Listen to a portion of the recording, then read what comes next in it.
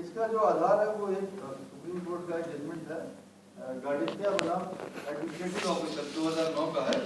आवेदक ऐसी सूचना नहीं मांग सकता जिसमें यह पूछा गया हो कि यह आधार, सलाह या आदेश क्यों दिया गया। सुप्रीम कोर्ट ने कहा है, ठीक। और इसके आधार पर प्रशासनिक सुधार विभाग उत्तर प्रदेश ने 2010 में आदेश भी किया और उन्होंने कहा कि सूचना की परिभाषा अपने दायरे में क्यों वाले प्रश्नों के उत्तर शामिल नहीं कर सकती। ऐसे प्रश्न किसी मामले विशेष के औचित्य के बारे में पूछना जैसा होगा। औचित्य बताया जाना, एग्जाम्पल देखिए, उदाहरण बताइए, एग्जाम्पल।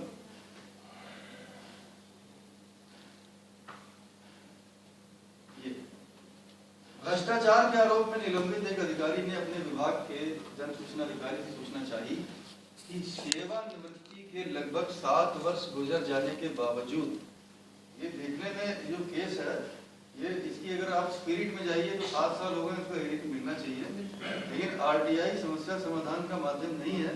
हाँ, सूचना मिल जाने से समस्या का समाधान निकालने में मदद अवश्य मिलती है। इसको किसी अन्य प्रकार से ड्राफ्ट किया जा सकता है। इसमें क्यों और क्या में अंतर है? आईजी अगर वो ये पूछता कि 7 वर्ष में क्या कार्रवाई की गई, हाँ, इसका तो जवाब दे। हाँ बिल्कुल। वो मान लीजिए उसने 10 आवेदन पत्र दिए और ये पूछ सकता था कि मेरे आवेदन पत्रों पर क्या कार्रवाई चल रही है, वो पूछ सकता था। नहीं, क्या करना है, वो जो आपकी फाइल पुटअप हुई, जो नोटिंग में जो लिखा गया उसकी फोटोकॉपी दे।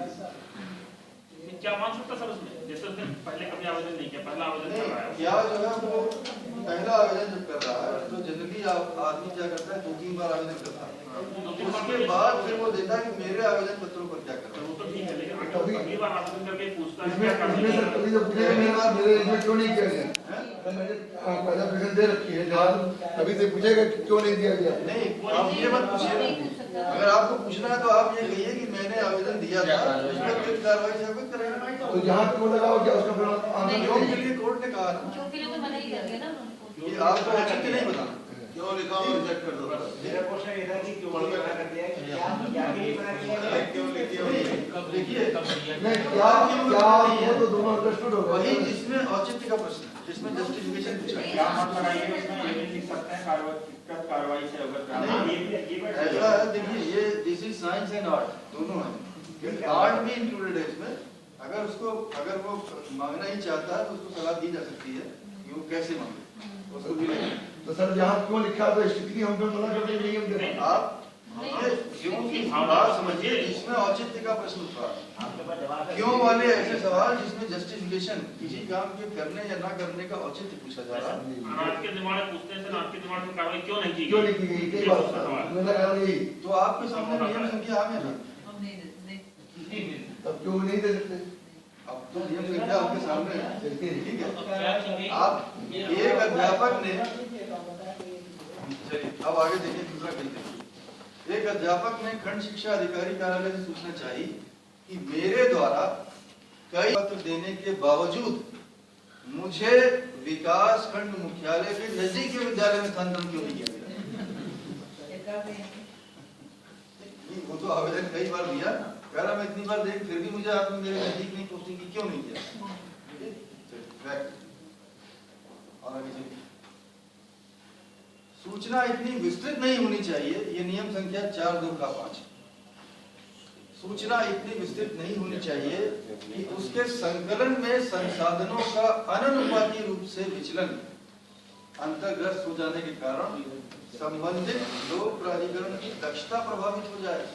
यानी इतनी ज्यादा इंफॉर्मेशन है कि आपके रिसोर्सेस के डिस्प्रपोर्शनेटली डाइवर्ट होने की संभावना है, जिसकी वजह से जो आपका ऑर्गेनाइजेशन है उसकी एफिशिएंसी प्रभावित होने लगे, जो आपके ऑपरेशंस हैं उनकी एफिशिएंसी प्रभावित होने लगे, दक्षता प्रभावित होने लगे, जो आपके मूल कार्य हैं उसी में रुकावट होने लगे। इतनी विस्तृत नहीं होनी चाहिए। इसकी रूलिंग देखिए, इस नियम बनाने का आधार रूलिंग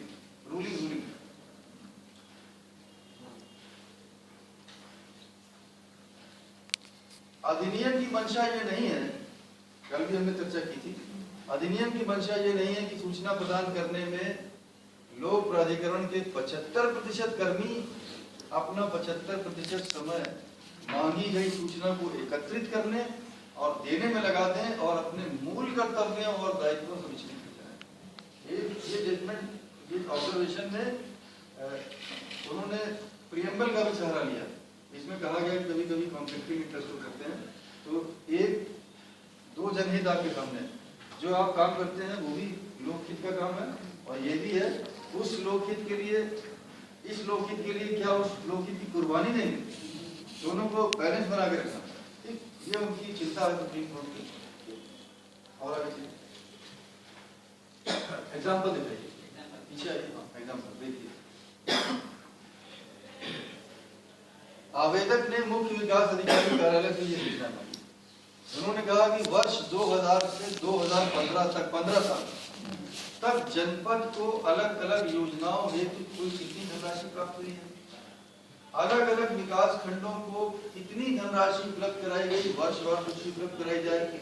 उपलब्ध कराई गई धनराशि के सापेक्ष विकास खंड से जो कार्य योजनाएं प्राप्त हुई उसकी वर्षवार सूची उपलब्ध कराई जाए। उपलब्ध कराई गई योजना में कितने कार्य कराए गए उनकी वर्षवार सूची उपलब्ध कराई जाए। अलग अलग वर्षों में कराए गए कार्यों का परियोजनावार व्यय की गई धनराशि एवं लाभार्थियों की नामवार प्राप्त लाभों की सूची उपलब्ध कराई जाएगी।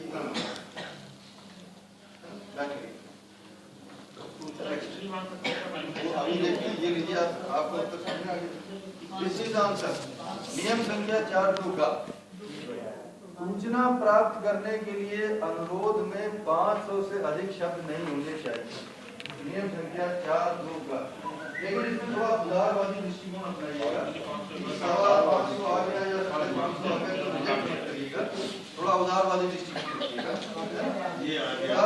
Request for obtaining information shall not exceed 500 word. उदाहरण जरा देखिए, एक एप्लीकेशन, ये बिल्कुल रियल लाइफ की एप्लीकेशन आपको दिखा रहे हैं। ये सब 6 पन्ने हैं, तो मैं 6 पन्ने नहीं मैंने किए, मैंने पेज नंबर 1 और 6 लिखा है, ठीक है। इतना बड़े पढ़िए बैठ के, जरा इसी में स्क्रॉल करके नीचे लाओ। ये पेज नंबर 1 है, ये पेज नंबर 6 है। पूरे 6 पन्ने ऐसे कैसे लिखे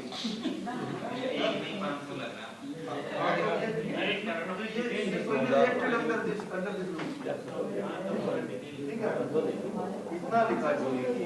हमारे ऐसी बहुत से आती है, ऐसे आती है, आपके सामने नियम संख्या 4(2) का 3 दिसंबर 2015 के बाद ये नियम संख्या 4(2) का आयोग का जवाब है। आगे चलिए, अब देखिए अंतरण कैसे होगा, जब हमने कल देखा था PIO 1 से PIO 2 की तरफ।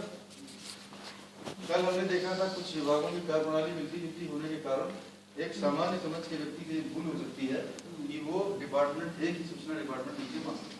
तो ऐसी स्थिति में नियम अधिनियम की धारा 6(3) के अंतर्गत अंतरण किया जाता है।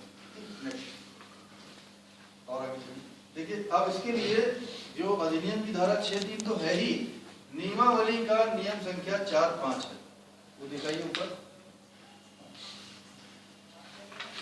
अब आप अपने जो आप उदाहरण दिए उसको देख लीजिए, नियम संख्या 4(5)। यदि राज्य लोक सूचना अधिकारी यह पाता कि सूचना के प्रकटन के लिए किया गया अनुरोध अंशतः या पूर्णतः किसी आगे किसी एक अन्य लोक प्राधिकरण से संबंधित है, तो ऐसा राज्य लोक सूचना अधिकारी अनुरोध प्राप्त होने के दिनांक से 5 दिन के भीतर अनुरोध को या उसके ऐसे भाग को जो उपयुक्त हो प्रारूप 4, देखिए ये प्रारूप 4 पर ही जाएगा, अभी हम उसको भी देखेंगे। प्रारूप 4 पर दिए गए रूप विधान में अन्य लोक प्राधिकरण को अंतरित कर देगा तथा नियत अवधि के भीतर वांछित सूचना का वह भाग जो उसके अपने लोक प्राधिकरण द्वारा धारित है आवेदक को उपलब्ध कराएगा। परंतु यहाँ पे प्रोवाइजो है, परंतु यदि किसी लोक प्राधिकरण से मांगी गई सूचना अंशतः या पूर्णतः 2 या 2 से अधिक अन्य लोक प्राधिकरणों द्वारा धारित है, तो राज्य लोक सूचना अधिकारी द्वारा सूचना के लिए किए गए अनुरोध ऐसे अन्य लोक प्राधिकरणों को अंतरित नहीं किया जाएगा। एक में तो करना, 2 या 2 से अधिक में अंतरित नहीं करना है। राज्य लोक सूचना अधिकारी आवेदक को सूचना का केवल वह भाग उपलब्ध कराएगा जो उसके अपने लोक प्राधिकरण द्वारा धारित है तथा आवेदक को परामर्श देगा कि वह अन्य संबंधित लोक प्राधिकरणों जहां वांछित सूचना के अन्य भाग धारित हैं के राज्य लोक सूचना अधिकारियों के समक्ष अलग अलग सूचना के अनुरोध प्रस्तुत करें। इतना करना होगा। बैक करिए। अब जरा देखिए, यदि वांछित सूचना पूर्णतः किसी एक, यहाँ इंपॉर्टेंट चीज है एक लोक जरा ये कर्सर हटाओ, किसी एक अन्य लोक प्राधिकरण से संबंधित है तो आवेदन की प्राप्ति से 5 दिवस के भीतर संबंधित लोक प्राधिकरण को प्रारूप 4 पर अंतरित करेगा। अब जरा आप अपने इसमें 4 देखेंगे, यहाँ 4। अगर आपको अंतरण करना तो ये प्रारूप 4 है, इसी पर अब अंतरण होगा। नहीं, लेटर पैड पे करिए, लेकिन प्रारूप ये रहेगा, प्रारूप ये रखना। लेटर हेड तो आप हाउसिंग बोर्ड किसी और को लिखेगा, लेटर हेड नहीं, लेटर हेड यूज करिए। हाँ, बस नीचे प्रारूप ये रखिए। हाँ, ठीक है, ये प्रारूप 4 है, इसी पे अंतरण होगा। देखिए, यदि अब कर्सर वहां से हटाओ, यदि वांछित सूचना अंशतः किसी एक अन्य लोक प्राधिकरण से संबंधित है तो आवेदन के ऐसे भाग को 5 दिवस के भीतर प्रारूप 4 पर अन्य लोक प्राधिकरण को अंतरित कर इसकी सूचना आवेदक को दी जाएगी तथा नियत अवधि के भीतर स्वयं के लोक प्राधिकरण से संबंधित सूचना उपलब्ध करा दी जाएगी। ये बात क्लियर है। अंतरण की स्थिति में जन सूचना अधिकारी प्रारूप 3 का जो रजिस्टर है, हर एक्टिविटी के बाद आप रजिस्टर कराएंगे, ठीक है, और रिकॉर्ड आपको मेंटेन हो रहा है कि आप काम क्या कर रहे हैं। प्रारूप 3 पर बनाए गए रजिस्टर में जैसे ही आपने अंतरण किया तो प्रारूप 3 पर बनाए गए रजिस्टर में सुसंगत विवरण अंकित करेगा। जरा दिखा दीजिए, हम अभी भर के दिखा रहे हैं। ये देखिए, अब ये अंतरित किया, हमने कहाँ किया और कब किया ये लिखिए, ठीक है। ये रजिस्टर साथ साथ हम भरते चलेंगे, जो भी एक्टिविटी कर रहे हैं रजिस्टर अंतिम प्रारूप तक हम भर के दिखाएंगे। करेक्ट? चलिए क्या करिए सर, अपने कार्यालय के अंतर्गत जो अभी कार्यालय आते हैं उसमें जो ये बात क्लियर, अंतरण क्लियर हो गया ना? नहीं सर, जैसे हमारे हेड ऑफिस से आया कोई लेटर, वो हमारे डिवीजन में आ गया, लेकिन वो किसी अन्य खंड से सूचना है हमने उसको जी, अब हमने उसे फॉरवर्ड करना है, उसमें ये नियम लागू नहीं होगा।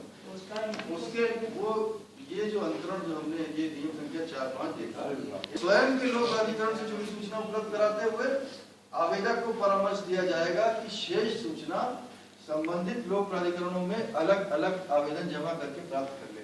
ये नियम संख्या 4-5 जो हम पढ़ रहे हैं उसका पालन करें। एक बस इतना ही हम उनको कहेंगे, बाकी जहाँ से प्राप्त करनी उनके लिए निर्देश तो नहीं देंगे कि ये अतीसा आप अपने स्तर दे दें। वहाँ कुछ नहीं करना सर, ऐसे निर्देश आते हैं हम लोग। कहाँ से निर्देश आते हैं? डिवीजन से आया, डिवीजन से कुछ सूचना उन्होंने अपने इससे दे दी, मगर डिवीजन के 80-85 देते हैं